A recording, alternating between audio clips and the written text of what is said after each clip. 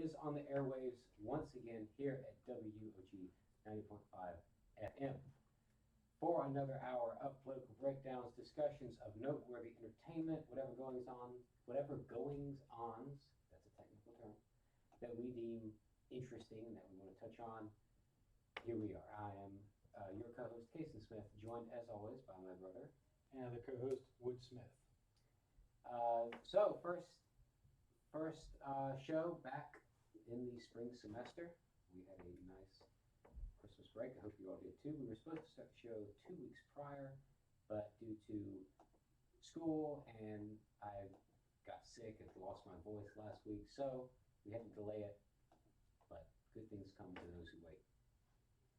We'll also have our longtime contributor, I guess you can say, Jonathan Duvall, calling in shortly to discuss the Iowa caucus debacle that's going down in the Democratic primary, as well as some predictions or perspectives on the Democratic debate coming up this Friday, I believe it is.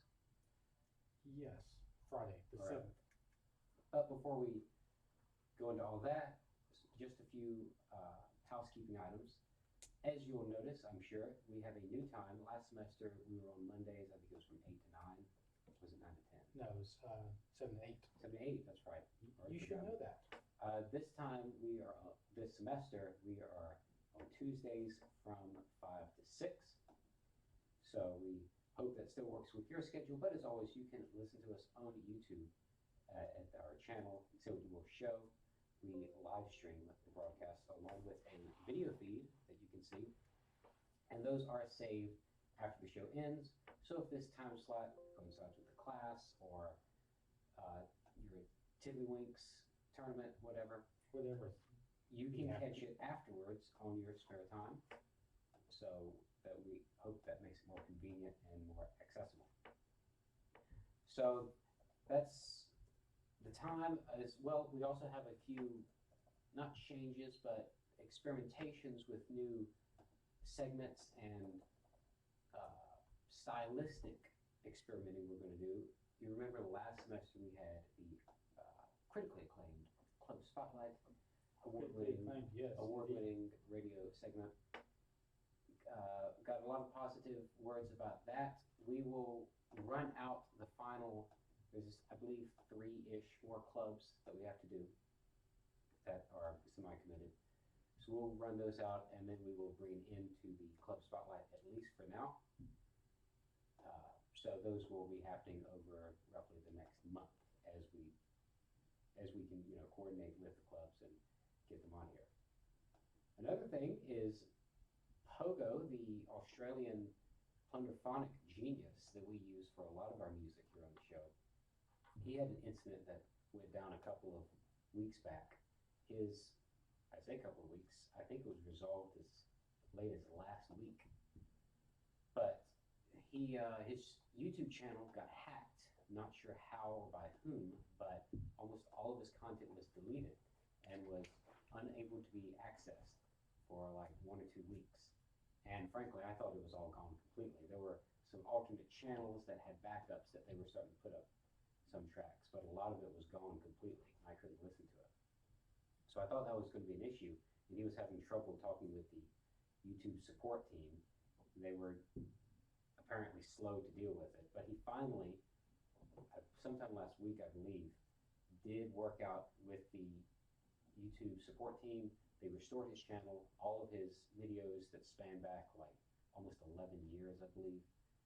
So all that content is back, and you will be hearing plenty more of it this semester. In fact, he's got quite a few new tracks out, as long as some old gems that I have been looking through his back catalog to showcase. So that will be hopefully enjoyable for you. Let's see, what else? Oh yes, our Nicolas Cage segment. We will be continuing that. However, we do need to catch up because we have not been laying idle over winter break. We did watch some more Nicolas Cage movies. We currently have the current Nicolas Cage rank wall that we have. Just to remind you, number 1 is Mandy. Now, keep in mind, these are not the best Nicolas Cage movies of all time, just the best ones that we've seen, and we're on a quest to see as many as possible. Correct. Number 1 is Mandy, 2, Port of Call, New Orleans, Dog Eat Dog, 8mm, Drive Angry, The Trust, Ghost Rider, Raising Arizona, Lord of War, and The Runner. Over Christmas break, we watched 3 new Nicolas Cage movies, those movies being Primal, Snake Eyes, and Next. So let's rank them real quick. Primal is a movie that was made very recently. It was released late last year, I think, like November or December, on video on demand and online. Yeah, why don't you just run briefly over what Primal is without spoiling it? So Primal is about this hunter, this big game hunter, who's played by Nicolas Cage. And I believe he's down in South America, is Yes. where he is. And he captures this elusive panther, I believe it's a panther or cougar. He captures this rare big cat and takes it back, is shipping it back to the States. And on this container ship where he has this big cat and all these other animals that he had captured, parrots, all that sort of animals, I guess it's the CIA, the NSA, they make reference to the NSA, but I assume it's one of those top secret intelligence agencies have a political assassin they had captured down in South America, and they are shipping him along on this ship. And to summarize, basically, this assassin gets loose on the ship and starts releasing the animals and releases this panther, this rare leopard or panther. So the crew and Nicolas Cage are dealing with this assassin and the panther all on this container ship while they're going to the States. Yeah, and there's one scene in particular that I won't spoil, but it involves Nicolas Cage in a compound bow, and it's hilarious. I don't think it was meant to be hilarious, but I found it hilarious. His one-liner with the compound bow in hand. I'll leave it at that because it's kind of a pivotal moment during the plot. So you have to see it for yourself. Where would we rank that before we go on to the other two? That one, It was better than The Trust, but I don't know if it was better than Drive Angry. What do you think? yeah, I would probably put between those two. All right. Next up is Snake Eyes. Snake Eyes is from like the 90s, isn't it? Late 90s, early 2000s, Yeah. right at peak Cage. Yeah, Nicolas Cage plays basically corrupts, local FBI agent or local, Police, like detective or like he's- state police. no lower than that, like with the city. He's Oh, I in see. Miami. I see. So he never got the sense that he was anything bigger than just with the local city PD. Yeah, and I believe he was a detective. it's basically, I mean, it's a big movie. I'm sure a lot of you are familiar with it. It's not one of his niche movies, but it's him dealing with the aftermath of the assassination of the Department of Defense, Secretary of Defense, I believe, Yes, they were down in Miami for some a fight. And big Secretary of fight. Defense gets assassinated, and the rest of the movie is And Cage dealing with all that. they become locked down in this stadium. right. That was pretty good. How would we rank that?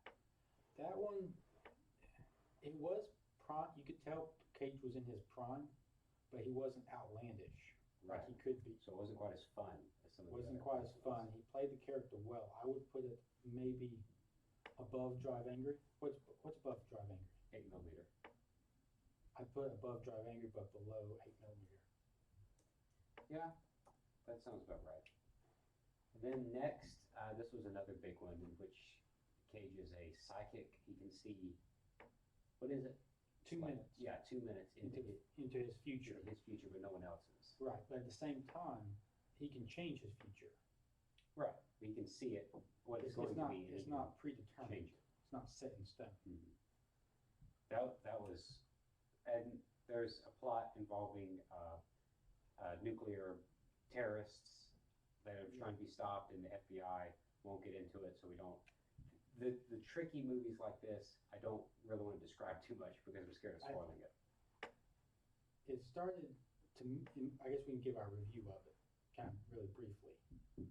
Because it I kind mean, of, it starts interesting. it starts interesting, but then kind of goes It downhill. slows down, I guess, around the middle-ish. Yeah, and then it kind of picks up right towards the last, what, Yeah, 20 it's not minutes? quite as crazy. I don't know, it was quite fun. It doesn't but quite pay off that premise, in my mind, throughout the whole movie. It pays it off in the last piece of it. I guess so. So, But it wasn't quite off the hook cage. right, So I will I'd probably rank it below Trust. What's below Trust? Ghost Rider, I may put below that. What's below Ghost Rider? Raising Arizona. It's better than Raising Arizona. Yeah, Ghost Rider was more fun though. yeah, for sure. And keep in mind, we're not ranking the production quality or the overall quality of the movie. We're just ranking them by how fun they are to watch. Correct. And a lot of that is tied into how cagey Cage gets in the movie. So those are the three Nicolas Cage movies that we've seen. We will watch another one this week and bring it to you next week, as always. Let's see. That's all the main housekeeping items I wanted to address.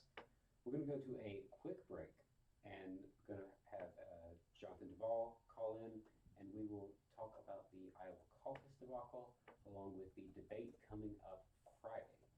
So the next two songs you will hear as we get Jonathan on is a new track by Pogo. He came out with this like 2-ish months ago, I think.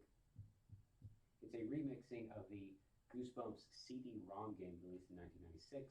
It's called, the name of the game, let's see, Goosebumps Escape from Horrorland. I'd never heard of it before.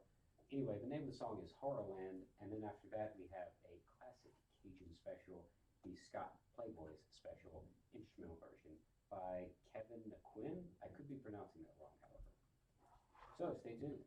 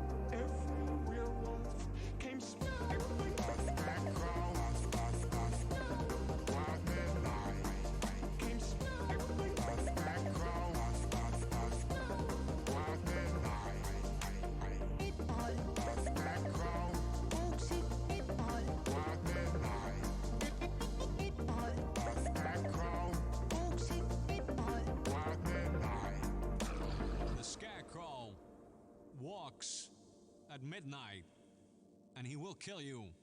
You will die.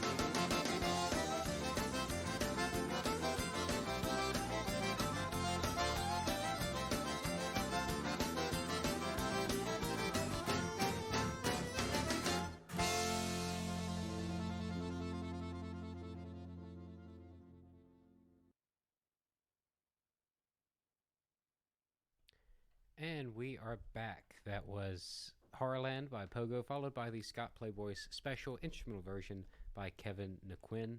and I could be pronouncing that wrong. But we have our special guest with us, Jonathan Duvall. Jonathan, how's it going? Going good. How are you? Great, great. How was your Christmas? Good, good.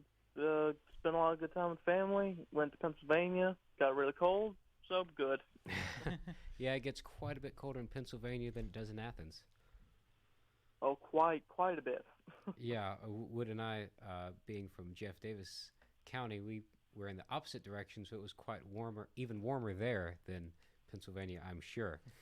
But I'm sure you've been keeping up, as we have, with the Democratic primary that's going on, and which brings us to today. Not today. Rather yesterday. Yesterday, actually. Which is blood over into today. Yes, yesterday there was the Iowa caucuses. Technically, it happened for both sides, but with the Republican being the incumbent, nothing to watch there. But with the Democrat side of the Iowa caucuses, a rather unique situation has unfolded. Would you want to kind of lay the groundwork before we start discussing it? All right, so Iowa caucus leading up to yesterday has been kind of a mixed bag in terms of who has momentum and who's the front runner. Over the weekend, there was usually there's the Des Moines Register releases their poll that's right before the caucus. Historically has been accurate. It's correctly predicted the winner of the Democratic caucus in Iowa since 1988, and they've been doing it for 76 years. So a pretty good track record. And all of a sudden, Saturday, they announced that they will not be publishing the results. So because according to them and CNN, who was a partner on the poll, they said during one of their calls, and these concerns were raised by Pete Buttigieg campaign, during one of the calls to interview people about who they support, the interviewer did not read off one of the names, presumably Pete Buttigieg's name. And according to Politico, it may have been because the interviewer increased the font size on his computer, cutting off the name of one of the candidates. So the pollsters said that was they believed that was an isolated incident, but they could not confirm that. So in the name of clear transparency and not wanting to, fudge the results, they decided to not even release the poll. Mm-hmm. So over the weekend, right before this caucus, no one really knows where anyone stands. The last few polls had shown Bernie Sanders in the lead, but it's still, as polls can be, it was still a tight race. Right. And then what happened yesterday? So Monday comes and people are voting, and so night comes and everyone's waiting for the results. And they wait, and they wait, and they wait. Turns out no results are ever reported last night. And the reason is because it's just a amalgamation of errors on the Iowa Democratic Party's part. They had this app that they had paid someone $60,000 to make, and the app was supposed to caucus leaders were supposed to download the app and report the first round of votes, the second round of votes, and then the final tally of votes to the head office. So that's 3 numbers for each precinct. On top of that, the app becomes faulty, and no one really uses the app on top of it being faulty, so they start calling the hotline to call in the results, as they should do. But the Democratic Party had not anticipated the app breaking down, so they did not have enough people on the hotline to take the calls. So you had people waiting hours to report the results. So it's just as a result, no results were given out last night on the major news networks, and all the major candidates declared victory. They weren't, and then they didn't give anything out most of today. They said they were going to give out like half of the results at 4 p.m., which they have. Yes. Yeah, we're starting to notice some stuff coming in. But Jonathan, Wood and you being more on the liberal side of the political spectrum, Wood and I being more on the conservative side, you're more, I feel, in tune with the undercurrents and the flows of the Democratic primary. How will this delay affect the primary going on? Because I know since there's been this delay, a lot of the focus has now shifted to New Hampshire, and the lack of there being an immediate, clear Iowa caucus winner could muddy the waters some. What's your perspective? I think it's definitely going to do that. It doesn't help that almost every candidate, I think a few, the smarter ones are saying, look, we don't know. I think you'll notice that the less polling candidates say we don't know, we need to wait. But bigger candidates are trying to use this confusion, the not clear answer, to their advantage. I don't think it's very smart, but I think strategically it's smart, but morally and just generally, it's not too much smart idea to say, oh, we won, we did a great job, before knowing for sure what the numbers are. I know sparse here and there that there are certain people. I'm on Twitter now. I'm a big Twitter person, so I'm on Twitter almost every day. I noticed that a few people are, especially in the Yang camp, are reporting, okay, we know what our results are. We know how many delegates we have, kind of. Certain people in Iowa are reporting what they know. Like right now, I think for sure. I mean, how the delegate system works there in general, it's by not district. Well, I guess, yeah, district. You mean so precinct? Precinct, thank Precinct. you. Sorry. You're good. You're good. Precinct. So there's some people like, we know in this precinct that Yang got one delegate, we know these precincts we lost, but this person got this many delegates. A lot of people on Twitter are reporting what their candidate has gotten in delegates and what local precinct they know of. I think some are calling it too soon and saying, our camp's got a lot. Our camp, what's amazing to me is the Buttigieg camp is really claiming victory in this one. Buttigieg, Bernie, and I think Biden might be one of the holdouts. He says he's going to wait for the results, but I know Bernie and Buttigieg have really come out and said, yeah, we pulled a lot of delegates out of the state. We did a great job without knowing for sure. I think it's smart strategically, I guess, to rally your base, especially going into New Hampshire. But I don't think it's smart generally because you do not know for sure. You could be wrong. You could make the wrong call. But I think some like Bernie, I think it's a safe bet for him to say we pulled out a lot because he is close neck and neck from the other front runners. I think it would be smart of him a little bit because he really doesn't need to rally the base in New Hampshire. But I think he's doing so well it wouldn't matter anyways. But that's neither here nor there. I think neither here nor there. I cannot wait to see what happens in New Hampshire. I'm excited about the debate and New Hampshire to see what happens after Iowa.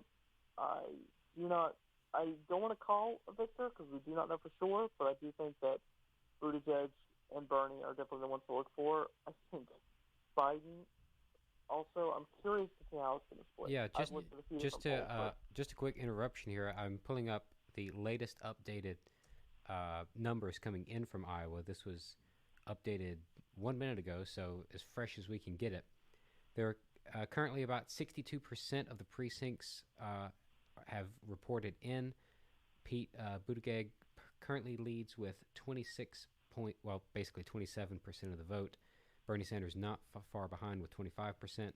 Then Elizabeth Warren with 18, Joe Biden with 15, Klobuchar with 12, Andrew Yang with 1, and then the rest basically 0. But again, this is only 62% precincts reporting, so I'll be updating that as we continue the show. Going back to the momentum thing you talked about, Jonathan, I read an article that was saying all the candidates basically will claim some sort of victory in Iowa.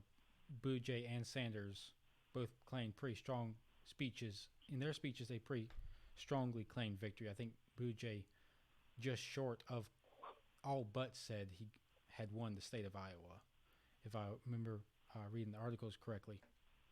And they're going to build momentum, and then due to this delay and confusion over the results, when they finally do come out, then the candidates who come out worse, say Buttigieg does not win and is coming second, he can kind of claim the fog of war, so to speak, with this delay and negate any loss in Iowa and continue moving on with that.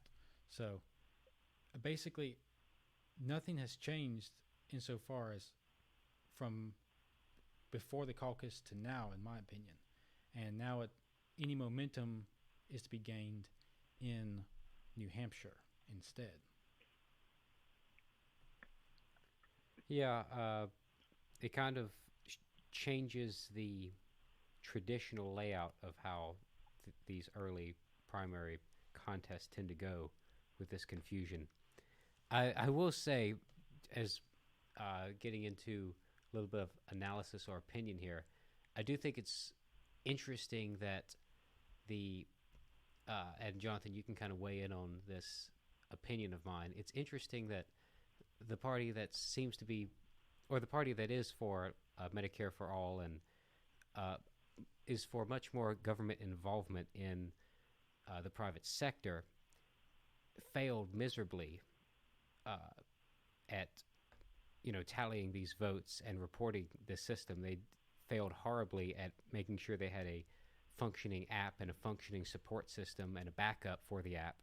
And to me, it just makes me question if they can't run this, even when it's all within the control of their own party, without any kind of having to work with regulations or outside obstacles. How can we expect them to implement even larger and more costly and more complicated systems with even more obstacles in the way of successful implementation? I think this is definitely it's more a state. It's more a state. I look at this more as a state problem. It's a state. We think of the Democratic Party as a national giant front, which it is, but you have to remember that states can also have. I mean, it's all part of state failure. It's not just a Democratic Party failure. It's a state of the Democratic Party of Iowa failure on their part. I think that they tried to go a good route with this app. I think it was an interesting idea of them, especially as we're, evolving with technology. I think that they're trying to move with the times and saying, what we can do everything with an app now. I mean, that's something that people have been thinking about for a while. I'm sure it's like putting more more things online. I think that people have talked about, census online. We're not doing taxes online. Why not have it where we can report our numbers online just through an app on a phone or whatever the app might be on a laptop computer. But I think I understand what you're saying, but I see this more as a state failure and a failure of that state party, how that's run. I think that I understand what you're saying is that the ideology that we need to have the federal government do a lot more, and if they fail at the small state level of something simple as reporting numbers, how can they do something as complex to implement, Medicare for all? But I think that with Medicare for all, other countries have done it before. Well, I understand before we get into the larger Medicare for all debate, that's like its own issue. Yes, this is partly a state failure, a state party failure, but the state party answers directly to the DNC and the national branch, and with all the focus and all the chaos that this jungle primary type situation has had, the fact that the national didn't, do some double checking behind the state. You're saying it's a optics. No, I'm saying black mark on them. I'm saying it's a test. To me, it's an example of. Not an example. Let me figure out how to phrase this.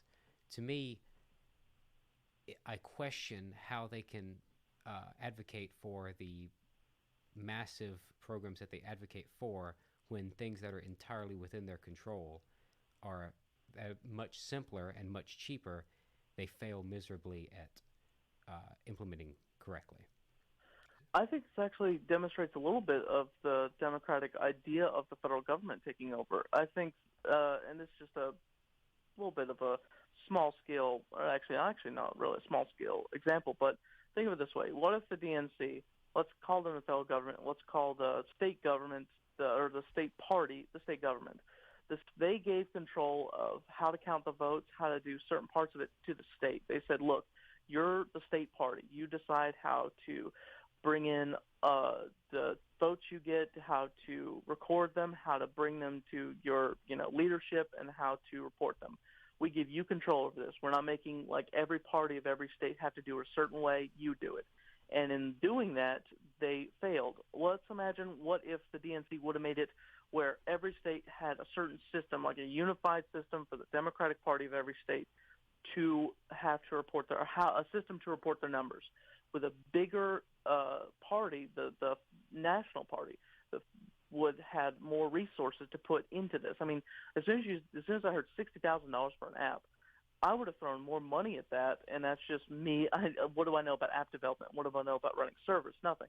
But to me, when I said $60,000 for an app for your whole state to report their numbers, I think I've heard smaller projects cost more, and I think they could have if they would have implemented a bigger.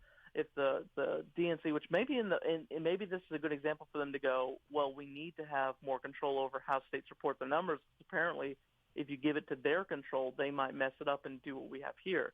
I think it's more of a bad look and this is definitely a black mark on the Democratic Party of Iowa. It definitely looks bad on them, but I don't think it looks bad on the DNC because they do help.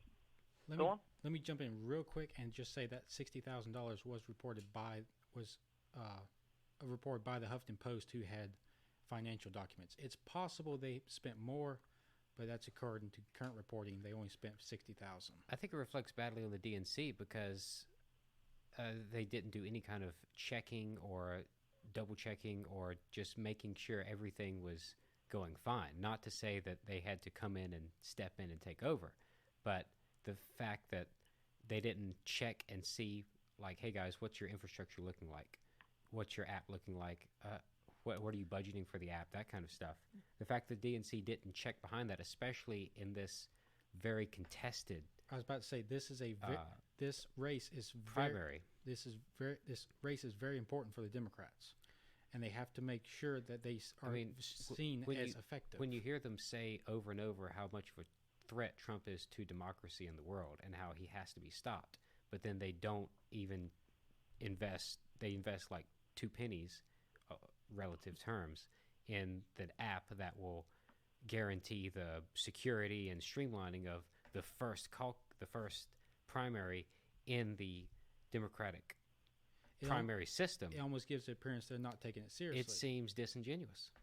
I mean, that's my perspective. I think maybe that does, again, it reflects more on the state than anything, and But you don't think the DNC knew about this? Maybe not. Again, because it depends on how much control they give. Isn't that negligent, though, if they didn't know about it?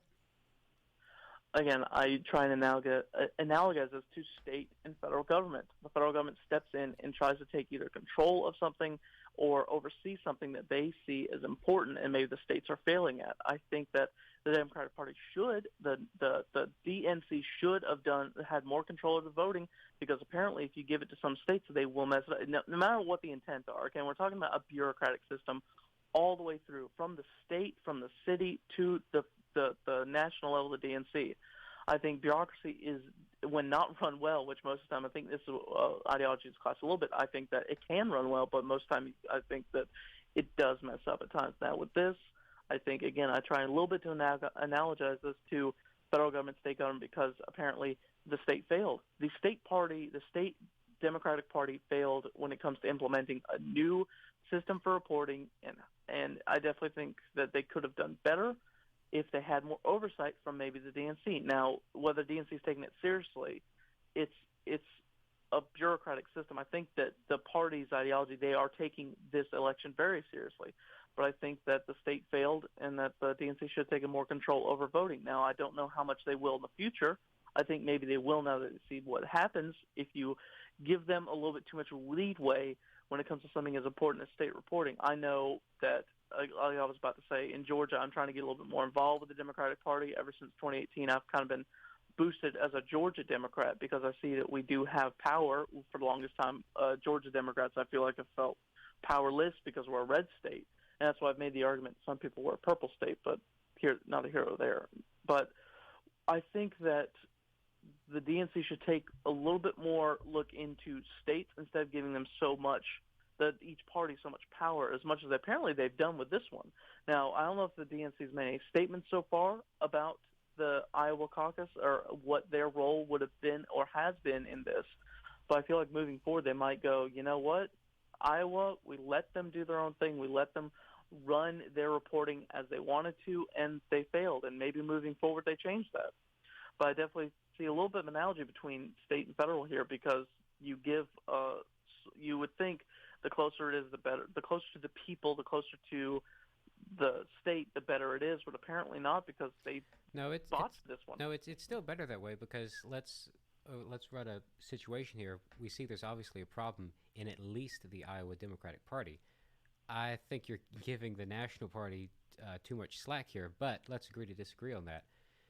I think it's still an important case to be made for decentralization, because when there's obviously an issue in the Iowa Democratic Party, that can be fixed by Iowans, and each individual person in Iowa has a ability to correct that.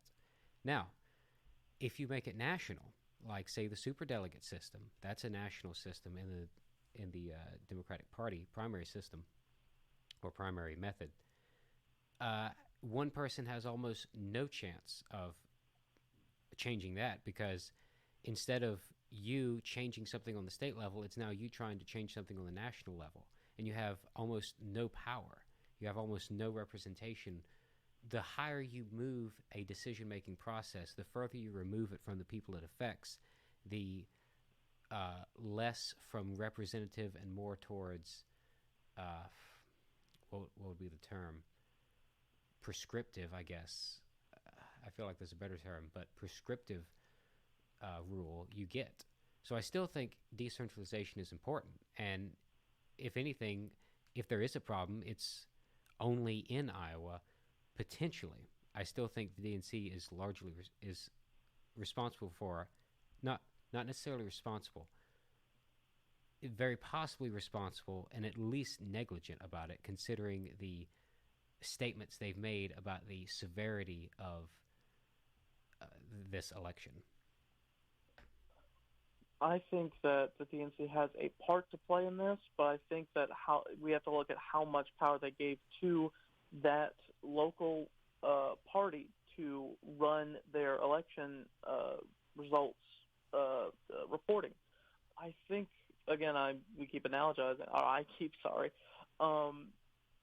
I see centralization as a good method, because if it works, not everything is the same where, if we implement it all over the place, well, it's not the same for like a Georgian than it would be for a Tennessean. I think with this, it's something that can be centralized and can be done, because it's not like casting your vote is any different in Tennessee than it is in Georgia when it comes to how to cast your vote. What we're talking here about is reporting. And I think that if they somehow centralized that system or made it universally, not universal, what do I call it? The same everywhere, how the system works. Consistent? It would be consistent, thank you. It would be better for them than instead of giving it all to each state on how they do it. I think that it would have been better if the DNC had a consistent rule for everyone on how to report your numbers, because obviously here they gave them a little bit of leeway and they messed it up. Not only in that they weren't staffed because they didn't have the resources to handle such a large volume of calls, but also that they tried a new system out which was not tested, and that it obviously failed. I think that the argument I'm making here is that with a bigger system, bureaucracy, government, whatever you want to call it, with the party, with a bigger, bigger organization, you have more resources to throw at a problem than you would at apparently the state level when they threw But when you have 60,000. When you have a larger bureaucracy, although it has more resources, it's also much less responsive to the wishes of the people it supposedly represents. That's the issue. Because with this, it's not something that I think. I mean, what would you think the people want? They will want a better system. Apparently, well, let's look at it this way. Okay. Do you think you would have a better chance of modifying how the Democratic Party of Georgia does a primary, or do you think you'd have a better chance of modifying how the National Democratic Party handles a primary? You, and what you can do in your community. I think I have a better chance with my local city. Exactly. With how we work. But what I'm saying here is that Sorry, off the train of thought real quick. You're really good at that, man. With how it is right now, at this point, I think it would be easier at the state level. But what I'm saying is, this is something that is not as, and I'm not trying to analogize too much because this isn't healthcare. This isn't gun control. This is vote reporting. Right. This is not something that changes the party wins. It's not really. It's a system in place where things can get done that are not so complex. They're reporting numbers. But I'm saying but wouldn't you agree that- it's very important when it comes to recording votes and reporting votes? Transparency is paramount, and accountability is paramount, and responsibility is paramount. Wouldn't you agree to that? I would agree. And so you'd want the maximum responsibility and communication between the people who are handling the reporting and the recording and the people. Wouldn't you say that? I would. So you'd want the least amount of degrees of separation possible between those two entities, between the recorders and the recordees. So, but anyway, we may have to agree to disagree on this. Interesting discussion. But I do want to move on to the Democratic debate that's happening Friday. Do we know who's in it? Does anyone know off the top of their head? I do not know off the top of my head. I do know that the DNC has recently changed their debate rules, and that would allow Mike Bloomberg to participate in those debates. I believe it was the amount of contributors. You have to have a base amount of contributors to get in. Current qualified changed candidates is Joe Biden, Pete Buttigieg, Amy Klobuchar, Bernie Sanders, Thomas Dyer, Elizabeth Warren, and Andrew Yang. Presumably, it's not saying anything about Bloomberg, but We might see one or two more get in before Yes, the yes. deadline. But Jonathan, what's your thoughts going in as far as what you expect to see out of anybody in particular, or what anyone you think will try to do as we approach New Hampshire in this debate? Specifically, I think that Mayor Pete's going to go off at least we have 60% reporting right now. That's a number. So he's going to use that, I think, going into the debate. You think he's going to You think he's going to claim victory, basically? I would say claim victory, but definitely claim that he's now a force to be reckoned with. Because for a while, people, I wouldn't say been taken as a joke, but saying he's not seriously going to get ahead. I think that people have been focusing on the big three, Warren, Biden, and Bernie. But I think now that he's gotten a big push in Iowa and has gotten as much as he has. I mean, if those numbers are right now out of the 49, he's got, what was the number again, 21, 22? Here, I'll pull up the updated list right now. But with that number, 27%. 27? Well, that's 27 delegates. not delegates. 27% of the vote, but only 62% precincts have reported. Okay. There are currently no breakdowns for delegates. Yeah, they don't. Apparently, they don't Okay. count up delegates until the final percentage. But continue. Well, he's definitely going to go off and say, look, we have been taken a little bit as a joke, a little bit as, well, not really as a joke, but not as serious as maybe he would want to be. And now with how much he's reporting, how much he's gotten, I think he's going to say, look, I am one of the top people. I am not just a throwaway candidate. I'm not someone you could take for granted. Not for granted, but you know what I mean. He's going to say, we're serious. We have the people. And I think that he might be a bigger voice on the stage because you know that polling usually matches, usually, not with some people, but usually matches speaking time. And I think he's going to get a lot more speaking time this time around. Now, with the other candidates, I think Yang's going to say, hi, welcome, just glad to be back. I'm glad to see he's coming back to the stage. I know that there's a bit of a, I don't know if it's on your radar with the controversy with him not getting into the last one, but I think he's going to say, hey, glad to be back. I'm glad that some people are taking me seriously again. I think with every person that drops out, it gains a little bit. I'm interested to see how Warren and Bernie face off. I think that was a controversy in the last one. That was a little bit of a spit spat. I don't know if it's over. I think, as you saw in the last debate, said, look, we'll talk after. I don't know if they did. I don't know if that's resolved, but I do know that probably will be brought up again, if not, because I know that last debate that became a little bit of a fun clip to put around with those Yeah. two talking to each other. Yeah. But well, I'm interested to see how those two react to being on stage again, if they're going to go at it again. I'm very interested to see this Friday. I do not know who's going to come out the victor. I think Buttigieg is going to make a push. I think he might get up in the polls if he does well in this next debate. I think Yang might be get up in the polls because I think Yang, I think that every person that drops out, he's gained a few points, and now he's at 5%, which never would have thought he would have been at. I'm surprised if he gets any higher than that. I'm surprised he's as high as he is, so we'll see where that goes. But Just interrupting real quick, you may see Yang. He tweeted this out earlier that we need a president and a government who understands technology, so we don't see something like the Iowa caucuses, this debacle, happen again. So you may see him push a very pro, no technology, no all this new tech in terms of political,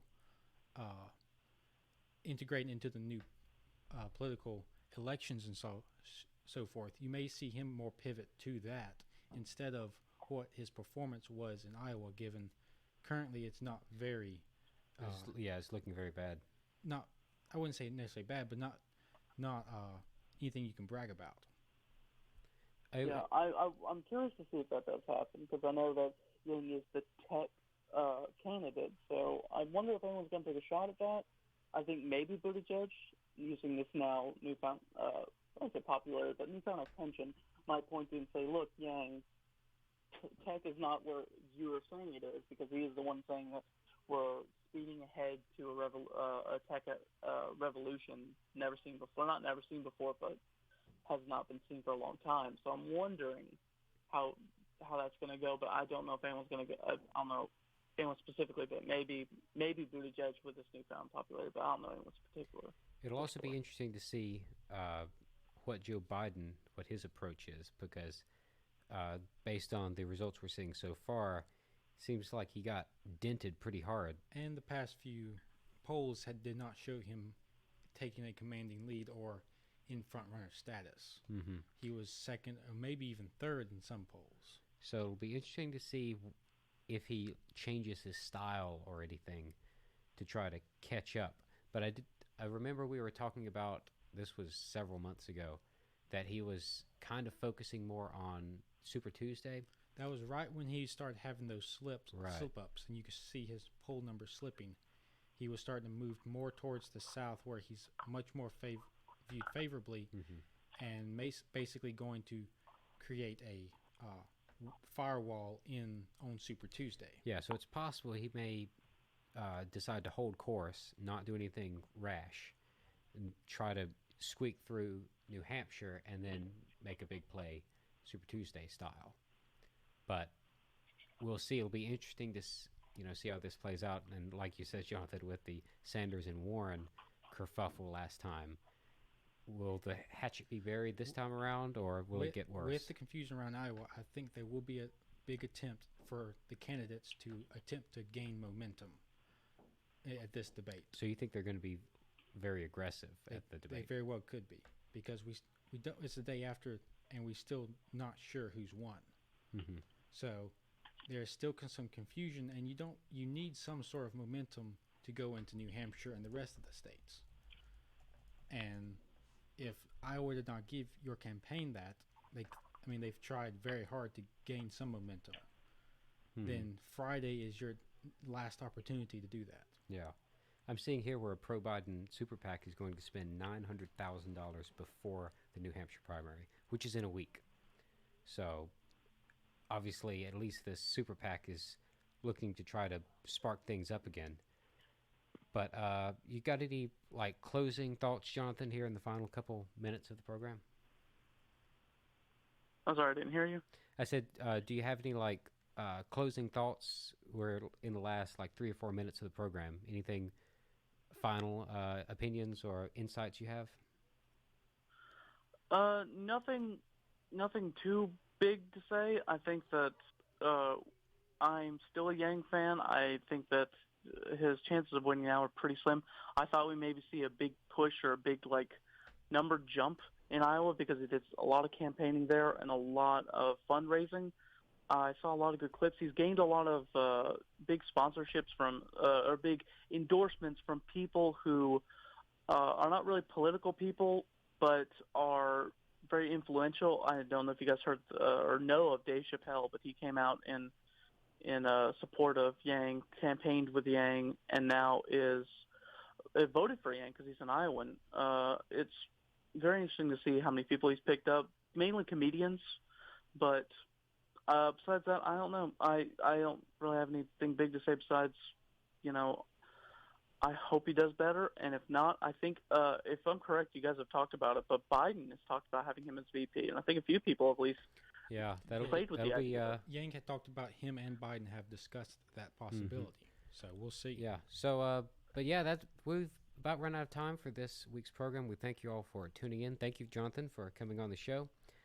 The things to watch out for in the next week is the Democratic debate this coming up Friday, February the 7th. And then next week, February 11th, the New Hampshire primary will be going on, and we'll be on that day. So We'll be hopefully, on the next day, right? no, that day. Oh, it's Tuesday, not Yes, Monday. It's Tuesday. Oh, okay. So we'll be on that day to talk about it, hopefully live. But we thank you all for tuning in, and we hope you'll tune in for the